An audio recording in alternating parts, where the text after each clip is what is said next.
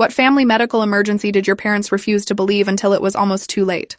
My sister Vanessa started complaining about stomach pain on a Thursday morning while we were getting ready for school. She was 16 and I was 14, and we shared a bathroom where I watched her double over the sink, her face pale and sweaty. She said it felt like someone was stabbing her in the lower right side of her stomach, but when I suggested telling our parents, she shook her head.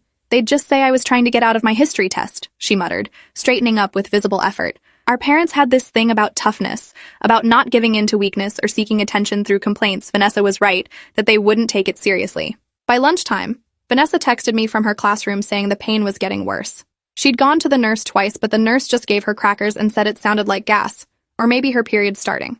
I knew Vanessa's period wasn't due for another week because she tracked it religiously in her planner, always prepared with supplies and pain medication. This was something different. When we got home that afternoon, Vanessa went straight to her room and curled up on her bed, hugging her knees to her chest. I brought her water and she tried to drink it, but immediately ran to the bathroom and vomited. The sound of her retching made my stomach clench with worry.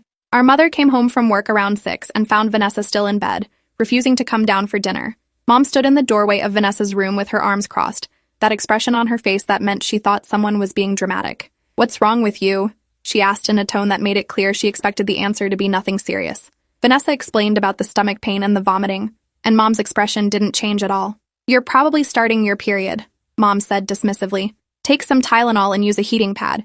You can't just lie in bed every time you have cramps, Vanessa. You need to learn to push through discomfort like every other woman does." I followed Mom downstairs and tried to explain that Vanessa seemed really sick, that she'd been in pain all day and the vomiting wasn't normal. Mom waved me off while pulling leftovers from the refrigerator, telling me that Vanessa had always been prone to exaggeration when it came to minor aches and pains. "She's dramatic about everything," Mom said. "Last month she insisted she had the flu when it was just a cold. The month before that she claimed she couldn't go to school because of a headache. She needs to stop looking for excuses to get attention and special treatment." I stood there feeling helpless, knowing that arguing would just make Mom more convinced that Vanessa was faking. Dad got home an hour later, and Mom filled him in on Vanessa's situation with an eye roll that communicated her complete lack of concern. Dad went upstairs to check on Vanessa and came back down shaking his head. He reported that she was being melodramatic about normal period symptoms, that she needed to learn pain management skills instead of wallowing in bed.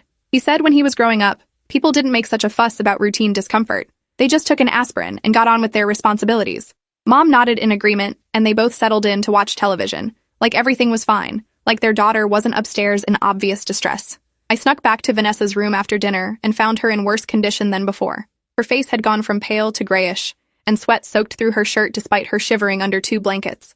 The pain had intensified to the point where she could barely speak without gasping, and when I asked her to rate it on a scale of 1 to 10, she whispered 11. I begged her to let